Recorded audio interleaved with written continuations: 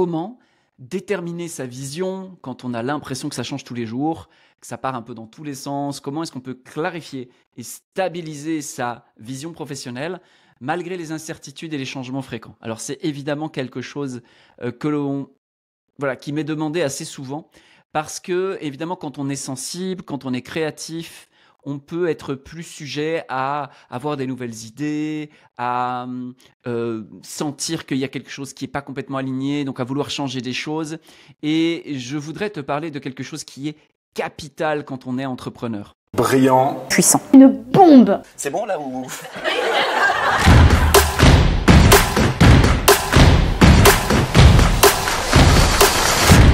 Bravo à vous. Capital quand on est entrepreneur, qu'on soit artiste entrepreneur, qu'on soit coach entrepreneur, qu'on soit thérapeute entrepreneur, qu'on soit leader de communauté entrepreneur, qu'on soit entrepreneur. Il y a vraiment l'importance d'équilibrer le rationnel et l'émotionnel. Parce que si on est trop déséquilibré à cet endroit-là, il y a un risque de volatilité non disciplinée. Et si on part dans tous les sens, si on est trop volatile, si on est trop changeant, en fait, ce que ça peut susciter comme risque à moyen et long terme, c'est qu'on n'aura pas les effets cumulés. Les effets cumulés, c'est le fait d'ajouter des petits gestes qu'on va répéter, et qui, avec un certain temps, nous permettent d'atteindre des résultats qui s'exponentialisent. Si on ne capitalise pas sur ces effets cumulés, on va devoir toujours relancer la même énergie pour obtenir le même genre de résultat. On va comme repartir à chaque fois de zéro. On va créer un nouveau truc, on va mettre notre énergie, on va obtenir les résultats, et puis on va créer autre chose. Et en fait, tout cela, ça nous demande toujours le même niveau d'énergie, mais avec le temps qui passe, on peut observer qu'on en a potentiellement moins à investir, ou on a peut-être plus envie de chaque fois redémarrer de zéro pour construire quelque chose. Ça, c'est un des premiers risques, de ne pas asseoir assez de rationalité, de ne pas asseoir assez de discipline.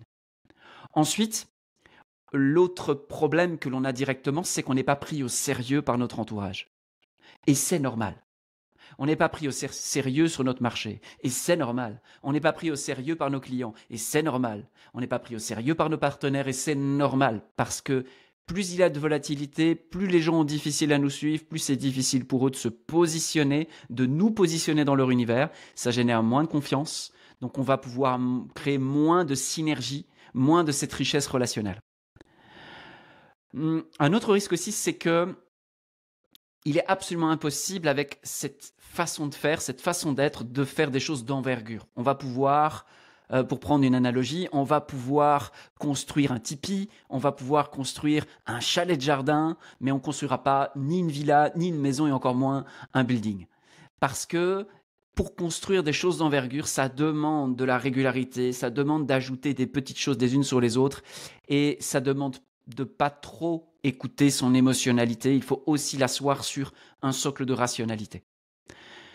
Le dernier risque que je voudrais mettre en lumière pour te faire comprendre à quel point c'est important d'équilibrer cet aspect émotionnel et rationnel, c'est que l'électron libre, la cigale, récolte les miettes. Il récolte ce qui reste. Alors dans une société qui est dans l'abondance énergétique, l'abondance de ressources, eh bien en fait c'est tout à fait possible de vivre en étant bohème.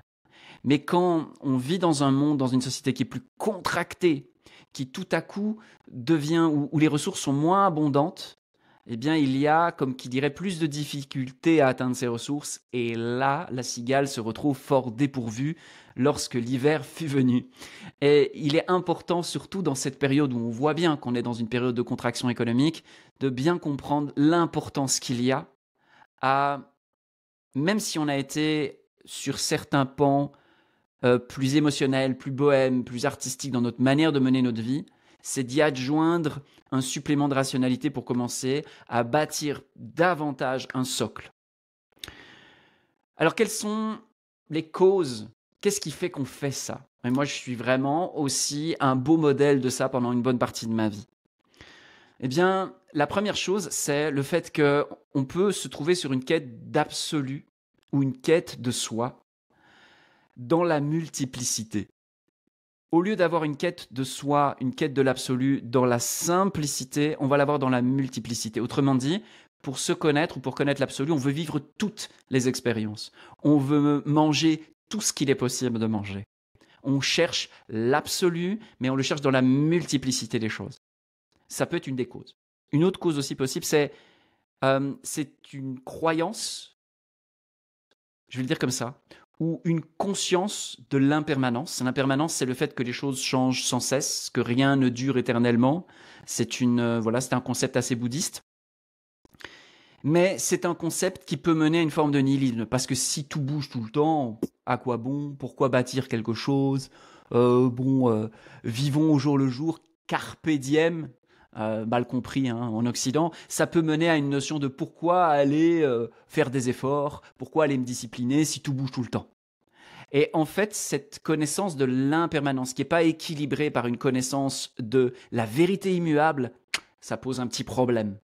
Ça crée de la volatilité sans connaissance de l'immobilité. Donc un manque d'enracinement, de manière archétypale, un manque de paire, de socle, de structure. Ok Jean-Luc, t'es bien gentil, mais qu'est-ce qu'on fait quand on est dans ce cas-là? Eh bien, avant de te présenter les 7 étapes pour créer une offre irrésistible, permets-moi de t'offrir une sorte de solution, si tu es dans ce cas-là, en 3 parties. La première, ce que je recommande, c'est d'avoir une quête mystique assumée. C'est-à-dire, si c'est ton cas, si tu cherches la vérité, si tu cherches un absolu, si vraiment c'est quelque chose qui t'appelle, de juste déjà le reconnaître. Faire « Ok, ça a l'air d'être très important pour moi, je le reconnais, je l'assume. Puis, je vais, du coup, consacrer une partie de ma vie à ce chapitre-là, me donner les moyens d'accomplir ma quête mystique pour que ça ne vienne pas potentiellement envahir tous les espaces de ma vie et du coup se retrouver à chercher l'absolu à de mauvais endroits. Hein, quand on cherche l'absolu à de mauvais endroits, il y a des théories comme quoi ça peut nous mener, ça mène certaines personnes à l'alcoolisme, à toute forme d'addiction parce qu'on va chercher un absolu mais dans des endroits qui ne sont pas prévus pour. Dans la relation amoureuse par exemple aussi, en fait c'est pas bien compliqué. Toute quête de l'absolu dans la forme est vouée à devenir vraiment toxique. Donc avoir une quête mystique assumée. La deuxième chose c'est connecter à son ambition naturelle. Vraiment. Plus on va creuser profondément jusqu'à la racine, plus ce sera stable. Parce que plus on sera en relation avec quelque chose de fondamental chez nous, moins ça va changer tous les jours. Ça va peut-être changer tous les 7 ans, tous les 14 ans, tous les 25 ans. Peut-être qu'il y a encore des cycles. Mais si on creuse suffisamment profond, il est probable qu'on trouve quelque chose qui soit valable à l'échelle d'une vie entière. Ça donne une énorme stabilité, ça donne un énorme socle. À partir d'un socle comme ça, on peut bâtir des choses qui sont stables. Bien sûr, il y a toujours de la fluctuance, de la volatilité, des changements, bien sûr, on s'adapte, il y a plein de trucs. Mais il y a comme quelque chose de fond, d'enraciné, de stable qui va donner de la force et de la puissance. Et la troisième chose, c'est de s'assurer qu'on a une destination précise, alignée avec cette ambition naturelle. Une destination précise, alignée avec cette ambition naturelle.